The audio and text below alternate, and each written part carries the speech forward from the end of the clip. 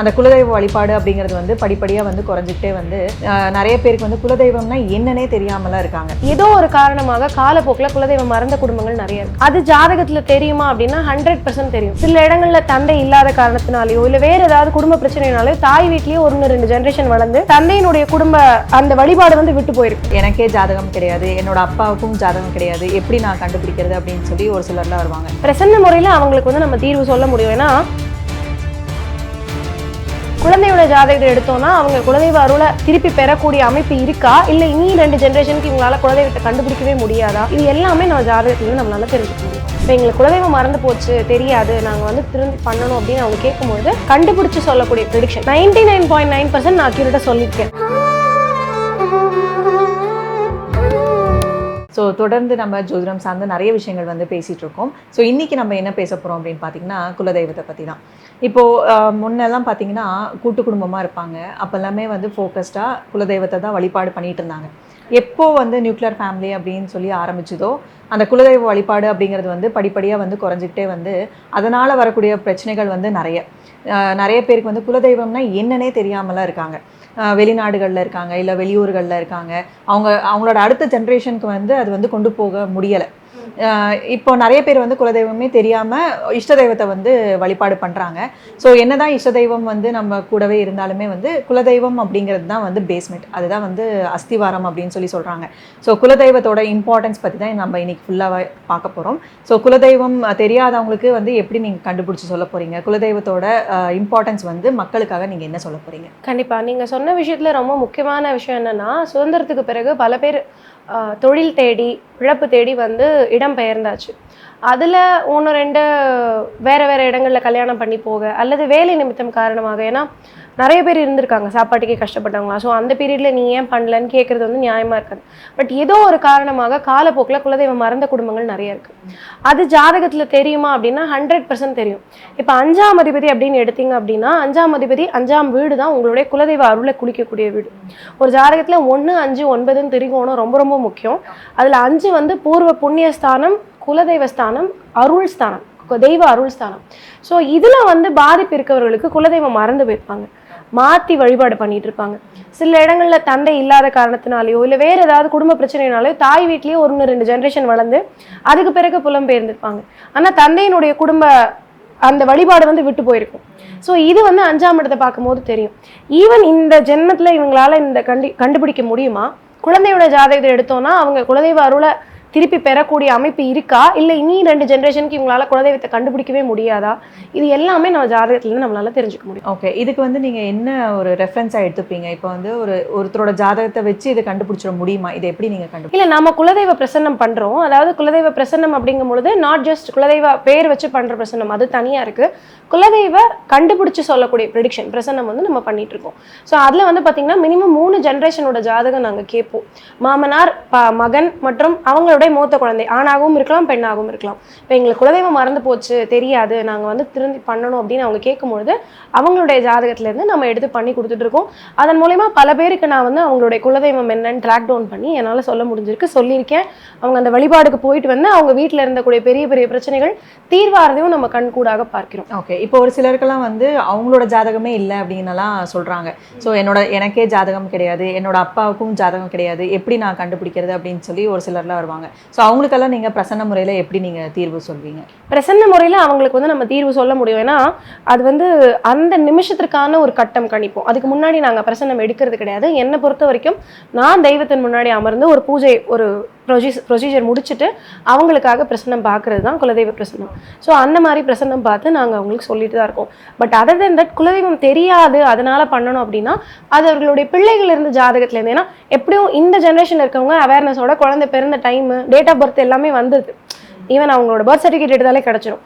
So அதில் வச்சு கூட நம்மளால அவங்களோட குலதெய்வத்தை கண்டுபிடித்தும் சொல்ல முடியும். ஓகே ஓகே, எவ்வளோ அக்யூரேட்டாக சொல்ல முடியும் மேம்? இப்போ 99.9% நான் அக்யூரேட்டாக சொல்லியிருக்கேன். அவங்க பின்னாடி விசாரிச்சுட்டு வந்து அது கரெக்டாக இருக்கணும், கன்ஃபர்மேஷனும் கொடுத்துருக்காங்க.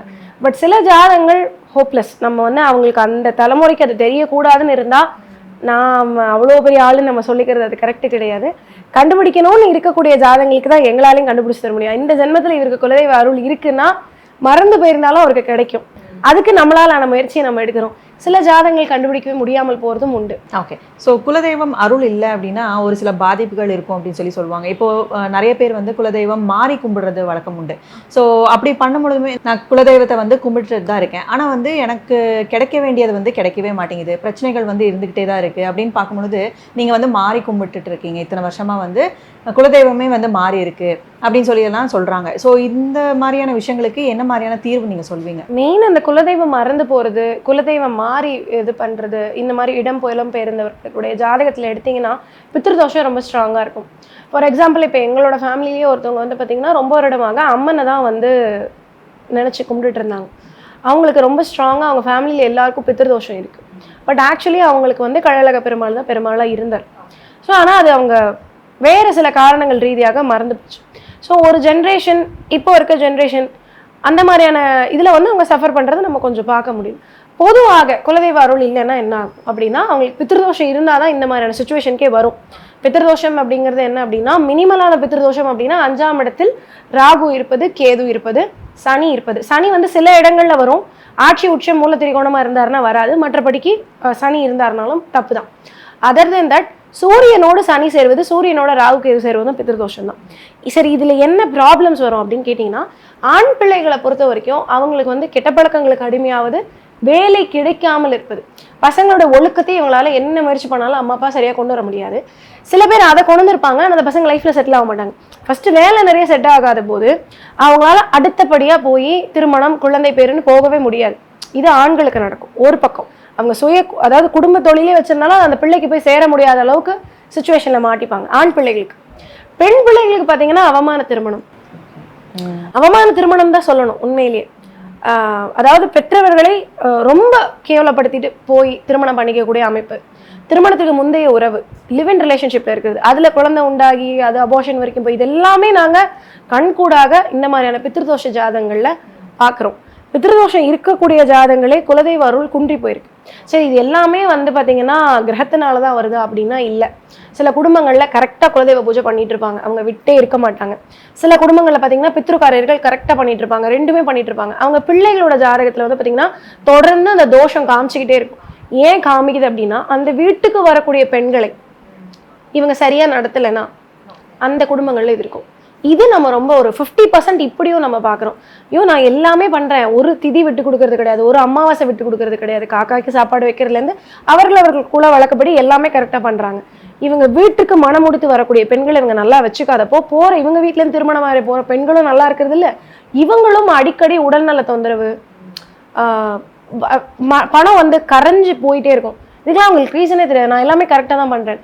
பட் இதுவும் வந்து மக்கள் கொஞ்சம் சீரியஸாக எடுத்து இப்படி ஒன்று இருக்கா அப்படின்னு அனலைஸ் பண்ணி பார்க்கலாம். அது பார்க்கும்பொழுதே அவங்களுக்கு சொல்யூஷன் கிடைச்சிரும். ஸோ ஜோதிடர் மூலியமாகவும் இதை பார்க்கணும், மனசாட்சிப்படியும் சற்று கொஞ்சம் கவனமாக பார்க்க வேண்டியது இருக்குது. சரி பண்ண முடியாத விஷயம் இல்லை அது. இப்போ குலதெய்வ அருள் இருக்குது அப்படின்னா அவங்களோட வாழ்க்கை எப்படி இருக்கும்? எவ்வளோ பெரிய பிரச்சனை தரையை தொடர இடத்துல போனாலும் யாராவது காப்பாற்றி கை கொடுப்பாங்க. அதையும் நாங்கள் பார்க்குறோம். ஒரே ஃபேமிலி, நான் சொல்கிறேன், ஒரே ஃபேமிலி, அண்ணனுக்கு பித்ருதோஷம் ஸ்ட்ராங்காக இருக்குது, தம்பிக்கு இல்லை. அண்ணனுக்கு அப்பா அம்மா தூக்கி நிறுத்த என்னென்னவோ ட்ரை பண்ணுறாங்க, வரல. தம்பி போய் தரையை தொட போகிறான், வெந்துச்சு வந்துட்டான். எப்படி? ஒரே குடும்பம் தான். இப்படியும் கூட வரும் சில ஃபேமிலிஸில். எப்படின்னா தெய்வ அருள். அப்போ அவங்க மனசாட்சிப்படி, நான் சொன்னேன் அதுதான் ஹியூமனிட்டி, மனசாட்சிப்படி சரியாக இருந்திருக்காங்க, அவங்களோட ஆத்ம சுத்தி அவங்க வச்சுருந்துருக்காங்க. குலதெய்வ அருளை வந்து அவங்க விட்டுடாம தொடர்ந்து சென்று வழிபாடு பண்ணிட்டே இருந்திருக்காங்க. பித்ருக்காரியர்களுக்கும் முக்கியத்துவம் கொடுக்கணும், குலதெய்வத்துக்கும் முக்கியத்துவம் கொடுக்கணும். இது ரெண்டும் கொடுக்கும் பொழுதே அந்த குடும்பம் கீழே போயிட்டு இருந்தாலும் மாறி திருப்பி மேலே வருது. தந்தை திடீர்னு ஃபாலோ பண்ண ஆரம்பிப்பார். சரி, நம்ம ஃபேமிலியில் இவ்வளோ நாள் பிரச்சனை இருக்கு, இவ்வளோ நாள் நம்பிக்கை இல்லாமல் இருந்திருப்பார், திருப்பி அவர் குலதெய்வம் பண்ணுவார், வீட்டில் ஒரு சாலகிராமம் வச்சு பூஜை பண்ணுவார், ப்ராப்பராக ஃபாலோ பண்ண ஆரம்பிப்பாங்க. பசங்க வாழ்க்கை மெல்ல மெல்ல மேலே மாறிட்டே வரதை நம்மளால பார்க்க முடியும். ஒரு சிலர் வந்து வழிபாடு எப்படி பண்ணணும் அப்படின்னு சொல்லி கேட்பாங்க. ஏன்னா வந்து குறிப்பிட்ட வருஷங்களாக வேற ஒரு கடவுளை வந்து ஒரு குலதெய்வமாக வந்து வழிபாடு பண்ணிட்டு இருப்பாங்க. இப்போ வந்து உங்களோட குலதெய்வம் இதுதான் அப்படின்னு தெரிஞ்சதுக்கப்புறம் எப்படி வழிபாடு பண்ணுறது அப்படின்னு அவங்க மனசுக்குள்ள ஒரு விஷயம் வந்து நெருடலாகவே இருக்கும். ஸோ இதுக்கு உங்களோட இல்லை, நான் வந்து 2 தெய்வத்தையுமே நீங்கள் ஃபாலோ பண்ணுங்கன்னு சொல்லிடுவேன். பிகாஸ் நீங்கள் குலதெய்வம் காப்பாற்றுற மாதிரி எந்த தெய்வமும் காப்பாற்ற முடியாதுங்கிறதும் ரொம்ப முக்கியமான ஒரு பாயிண்ட். பட் அதை தாண்டி இவ்வளவு நாள் அந்த குலதெய்வம் அருள் இல்லாமையும் இந்த தெய்வம் இவங்களை காப்பாற்றிட்டு வந்திருக்கு. ஸோ சட்டுன்னு அப்படியே மொத்தமாக விட்டுட்டு இதுதான் தெய்வம், நீ இதை மட்டும்தான் ஃபாலோ பண்ணணும்னு சொன்னால் அவங்களுக்கும் நெருடலாக இருக்கும். அப்படி விடுறது சரியும் கிடையாது. ஸோ ரெண்டையுமே ஈக்குவலைஸ் பண்ணி நீங்கள் வருஷம் ஒரு முறை இந்த கோயிலுக்கும் போங்க, அந்த கோயிலுக்கும் போங்க, மொட்டை அடிக்கிறீங்க அங்கே மொட்டை அடிச்சுக்கோங்க, இங்கே பொங்கல் வச்சிருங்க, அந்த மாதிரி நம்ம வந்து அவங்களை கைட் பண்ணுவோம். ஓகே. இப்போ பெண்களுக்கு பார்த்தீங்கன்னா அம்மா வீட்டு குலதெய்வமும் இருக்கும், அப்பா வழி, இங்கே வந்து கணவன் வீட்டும் குலதெய்வமும் இருக்கும். ஸோ இதை வந்து ரெண்டுமே வந்து கும்பிடணுமா இல்லை எப்படி? நம்ம பெண்கள் திருமணம் ஆயிட்டா கணவர் வீட்டு குலதெய்வம் தான் அவங்களுக்கு குலதெய்வம். ஆனாலும் மொட்டை அடிக்கிறது முதல் வருஷம் எப்படி அங்கே தான் பண்ணுறோம் எல்லாம் பண்ணுறோம்னா அடுத்த வருடம் இங்கே பண்ணணும். அதுவே நம்ம விட்டுற முடியாது. ஏன்னா அந்த தெய்வமும் உங்களை காப்பாற்றிட்டு இருக்கு, காப்பாற்றும். கேது என்பது எப்பொழுதுமே தாய் வீட்டு பாட்டி, தாய் வீட்டு குலதெய்வம், அந்த விஷயம் அங்கே வரும். ஸோ அதை ஃபாலோ பண்ணணும். ஆனால் ப்ராப்பராக நமக்கு யார் குலதெய்வம் அப்படின்னா இவர்களுடைய கணவர் வீட்டு குலதெய்வம் என்னமோ அதுதான் அவங்க ஃபாலோ பண்ணணும். இதையும் விடக்கூடாது, சைடில் பண்ணணும். பட் இது வந்து மஸ்ட், இது வந்து பை சாய்ஸ். இப்போ வந்து அடுத்தடுத்த ஜென்ரேஷனுக்கு வந்து அவங்களோட குலதெய்வத்தோட வழிபாடு வந்து கொண்டு போகணும் அப்படின்னா நீங்க என்ன சொல்ல விரும்புறீங்கம்மா? நம்ம ப்ராப்பரா வருஷம் ஒரு முறையாவது போய் பண்ணிட்டு இருந்தோம்னா வீட்டில் ஒன்றும் இல்லை, உங்களோட சின்ன குலதெய்வ படமாவது உங்க வீட்டில் இருக்கும். தினமும் பெண்கள் குளித்து சமைத்து, இல்லை என்னால் டெய்லி அந்த மாதிரி பண்ண முடியல, சரி ஈவினிங் ஏதாவது ஒன்று செஞ்சோ, இல்லை ஒரு வெறும் பால் கற்கண்டு ஏதோ ஒன்று நீங்கள் வச்சு உங்களோட குலதெய்வத்துக்கான ஒரு நாமாவளியோ அஷ்டோத்திரமோ சின்ன ஸ்லோகமோ நீங்கள் சொல்லும் போது அதுவே பிள்ளைகளை கொண்டு வந்துடும். இது நம்ம பெருசாக மெனக்கெட்டு கூட்டிகிட்டு போய் தான் அப்படிலாம் இல்லை. இது வந்து நான் பெண்களை வந்து எம்பசைஸ் பண்ணி சொல்லுவேன். பிகாஸ் எல்லா ஆண்களாலும் இது பண்ண முடியுதான்னு எனக்கு தெரியல. பட் பெண்கள் கொஞ்சம் முயற்சி எடுத்தாங்கன்னா அவங்களால பசங்களை கொண்டு வந்துட முடிஞ்சிடும். ப்ராக்டிக்கலாக இதுதான் சொல்யூஷன். அவங்கள பிடிச்சி தொங்குறத விட நம்ம பண்ணிடலாம், பசங்களும் சேர்ந்து செஞ்சுருவாங்க. ஸோ அது வந்து நல்ல சொல்யூஷனாக இருக்கும். பரிகாரம்னு சொல்லும் போது தனிப்பட்ட ஜாதகம் பார்த்து தான் சொல்ல முடியும். ஓகே. ஸோ ஏன்னா இப்போ ஒரு சொல்யூஷன், ஒரு ப்ராப்ளம்க்கு உண்டான சொல்யூஷன் அப்படின்னு பார்க்கும்போது ஜாதகத்தில் வந்து எத்தனை கிரகங்களோட சேர்க்கையாக இருக்கட்டும், கிரகங்கள்னால பாதிப்பாக இருக்கட்டும், எந்த விஷயமா இருந்தாலுமே குலதெய்வத்தோட அருள் இருந்தால் அது எல்லாமே வந்து நம்மளால தகர்த்துக்க முடியும் இல்லையா? ஸோ குலதெய்வம் அப்படிங்கிறது வந்து ரொம்பவே முக்கியம். அது வந்து தெரியாதவங்களுக்கு எப்படி தெரிஞ்சுக்கிறது அப்படிங்கிற ஒரு சொல்யூஷனுமே நீங்கள் வந்து கொடுக்குறீங்க. ஸோ ஒரு பிரசனம் பார்க்கறது மூலியமாவோ இல்லை அவங்களோட 3 ஜென்ரேஷனோட ஜாதகத்தை வச்சு நீங்கள் வந்து பிரசனம் மூலியமாக குலதெய்வத்தை வந்து தெரிஞ்சுக்கலாம் அப்படின்னு சொல்கிறீங்க. ஸோ இது வந்து நம்ம நேர்கள் வந்து பயன்படுத்திப்பாங்க அப்படின்னு சொல்லி நம்புகிறோம் மேடம். ஸோ தொடர்ந்து ஜோதிடம் சார்ந்த நிறைய விஷயங்கள் வந்து நம்ம அடுத்தடுத்து பேசலாம். அது வரைக்கும் நன்றி, வணக்கம். நன்றி. ராதே கிருஷ்ணா.